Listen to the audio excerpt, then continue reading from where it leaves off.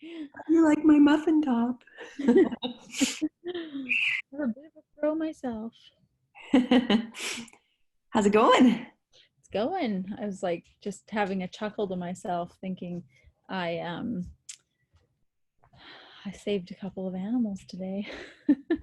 Wow, how come? um, how come? Because Like why? Who? What?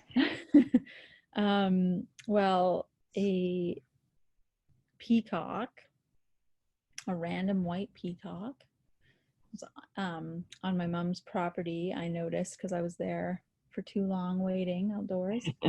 Um, that it that it was like seen it in a couple places already throughout the day, and it was like had plastic wrapped around its.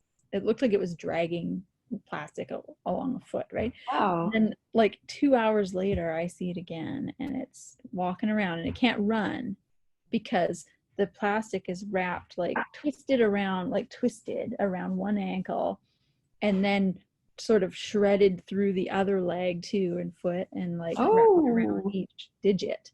And so it was like just could only shuffle like this.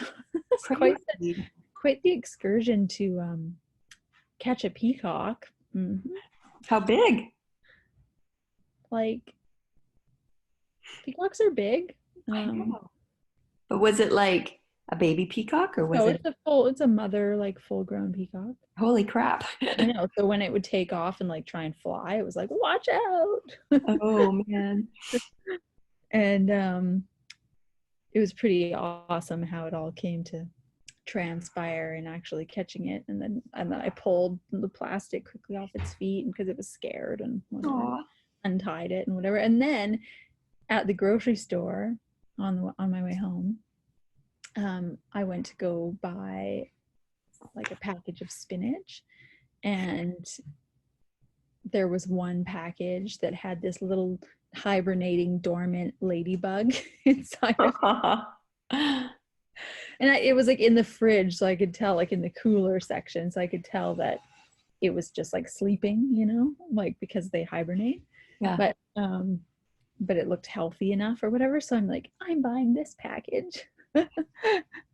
And I brought it all the way home and let it into my young seed plants.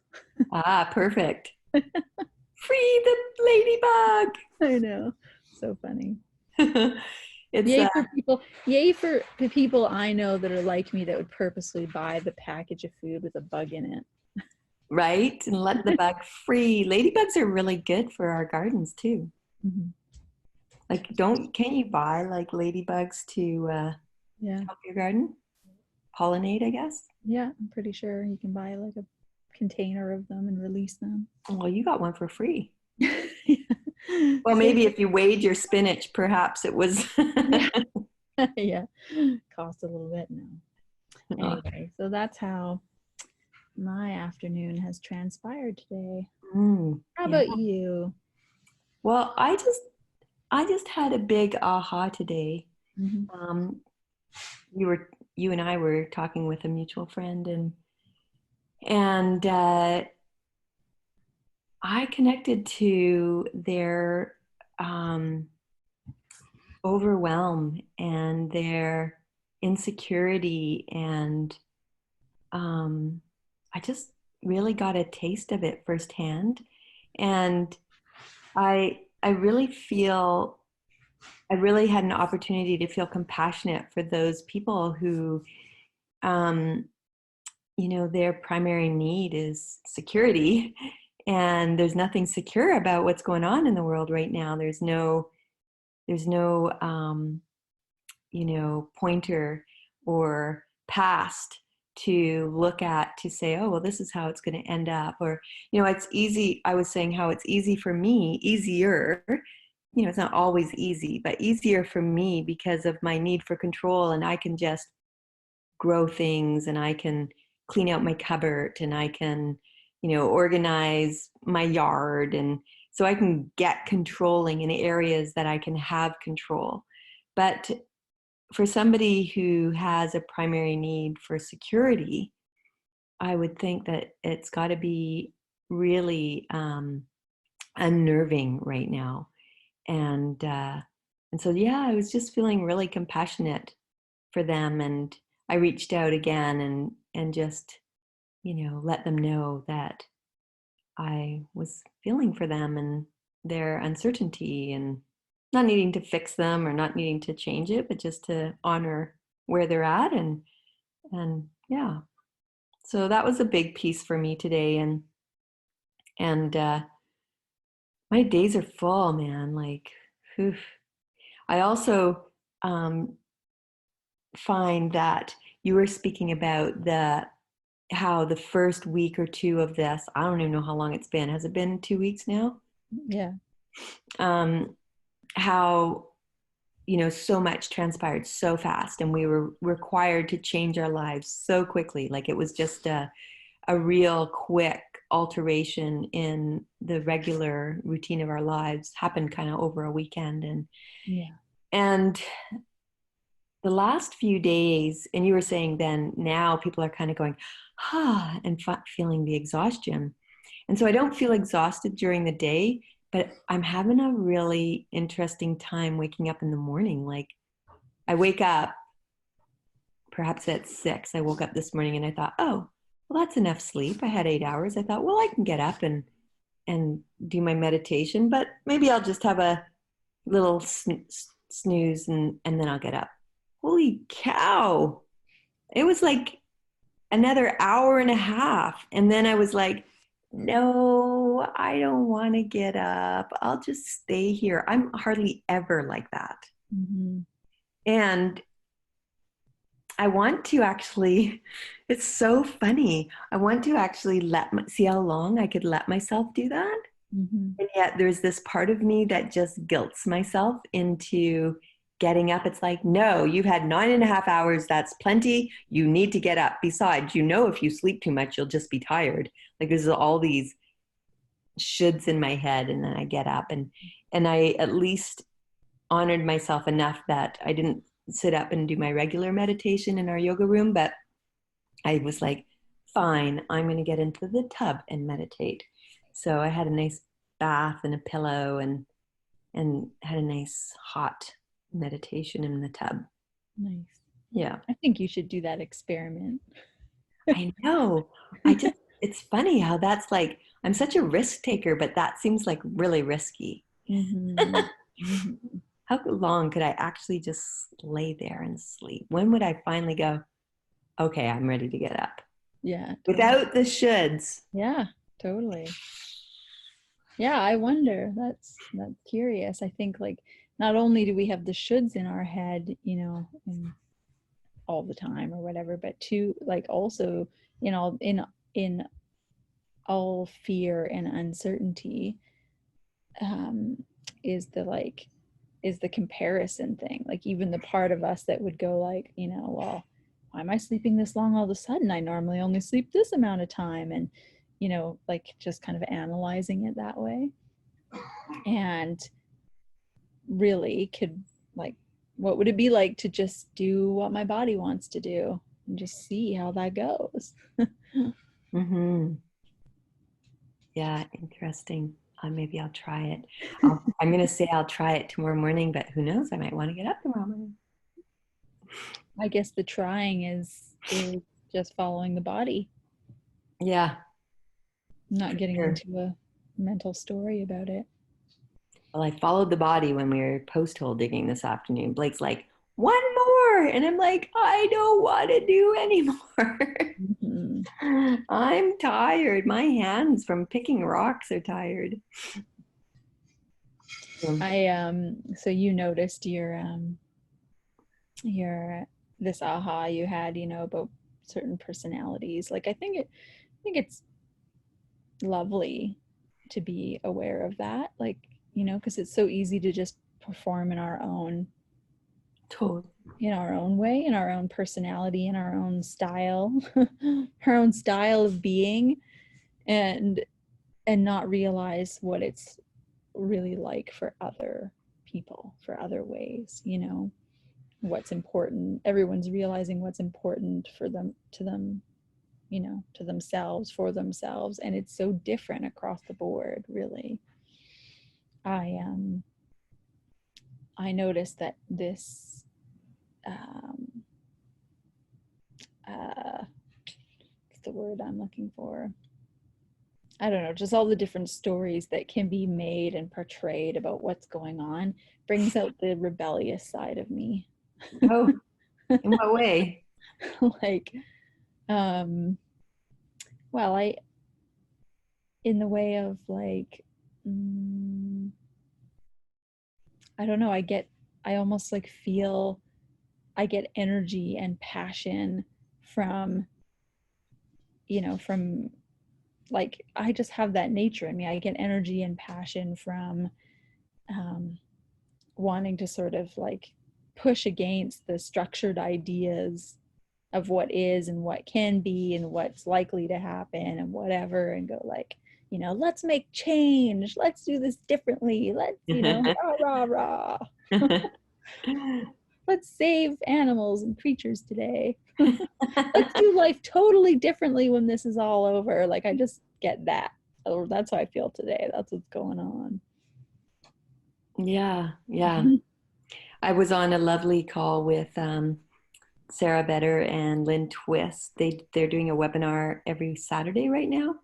Just a free webinar that you can pop into, and Lynn Twist is amazing. You know, she is such a I think a frontliner when it comes to transformation, and I can't even remember the words she uses, but you know, she talks about, she's in her book, which was written several years ago. She talks about how the way we live in the world needs to be hospiced, and she talks about the virus being Mother Earth's way of cleansing the earth, like mother, like if you, and so if the old way, if we're hospicing right now the old way, and we think about when we're with somebody who's dying, how all the rest of our life tends to shut down and we're just focused on that, we're with that person.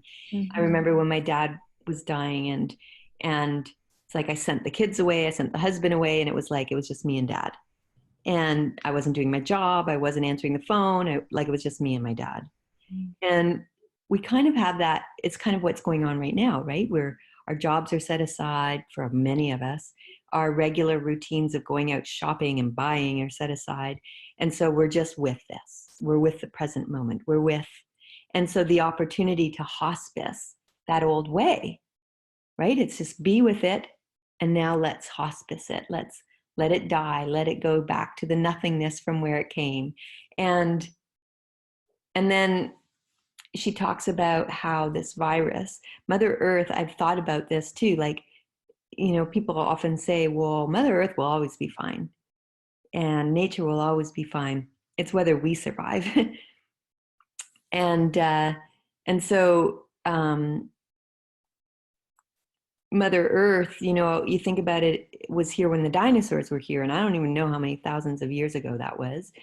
It was way before the Bible was written. It was like, I don't know, 100,000 years. I don't know. How many years ago was that? But Mother Earth was here, and she's transformed and she's changed, and but she's nurtured and supported so much life and so much diversity. Life will continue. It's how do I want to be in that life? How do I want to be a part of this hospicing and rebirthing, this cleansing and renewing? I guess that's what brings up the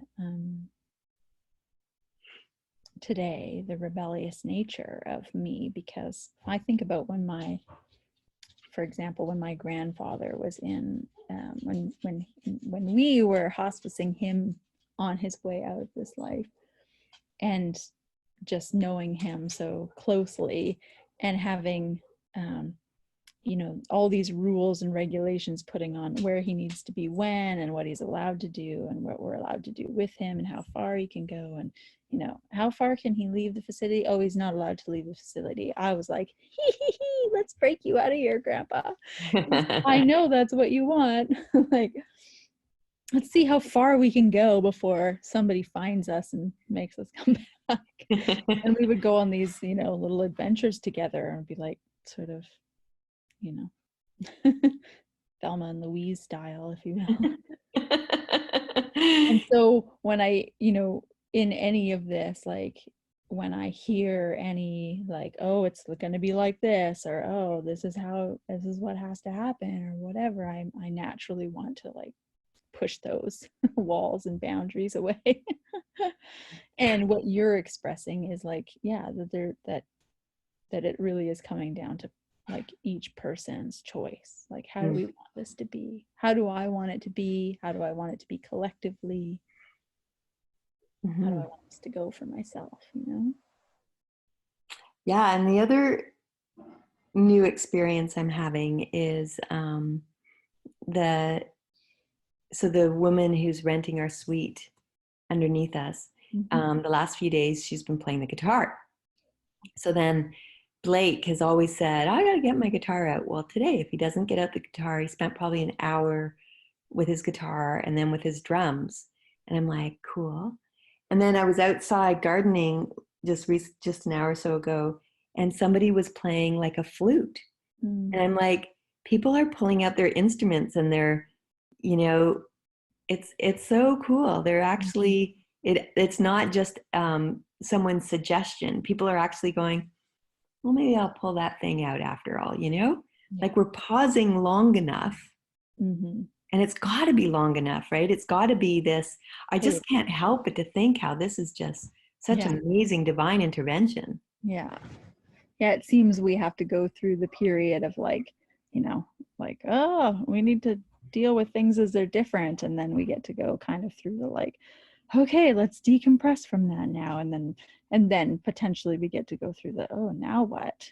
And Right? then we get to go through the, like, I bet everybody has something that they love doing, or they've always wanted to do, or they want to try, or they want to start, that they usually say, I don't have time for that.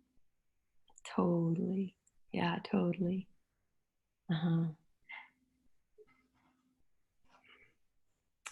was trying to think. There was one other point that Lynn Twist mentioned in just that connection that, we talked about on her webinar. We talked about that. I'm noticing too that people have a desire to connect in a new way. Like I had, a random, seemingly random old friend connect with me on my cell phone yesterday. I'm like, oh, I haven't heard from them in a long time. And then they were saying, oh, things are normal, or things are going to go back to normal. And I'm like, I don't know. You never text me. That's not very normal. Right. But there's this desire, I think, for people to connect in ways that have been lost. And thank heavens, like it just seems so timely. Thank heavens for technology that's here. I mean, it's really creating it's allowing a new way to be together. And even though we've been directed to stay separate, it's allowed us to be together in a new way. Yeah. Directed to be separate, and at the same time I'm like, yeah, I've never had so many people in my house before. Right, because everybody's at home. I know, it's so true. Where do I get that quiet space? And because here I am, like on on the screen with you in my home, it's like, everybody, this is my home. Yeah, I have to find it. Blake found this list of things that people do on Zoom, and comparatively, are they paying attention to what's said? And it's like, oh, that's what their home looks like, or like all the distractions of what go on in our minds during a Zoom conference call. Yes, it definitely is a new way to be connected, and yet it just shows that innate side of us as humanity that needs to and wants to and has a desire to always be connected. Totally. Yeah, So I'm grateful to connect with you.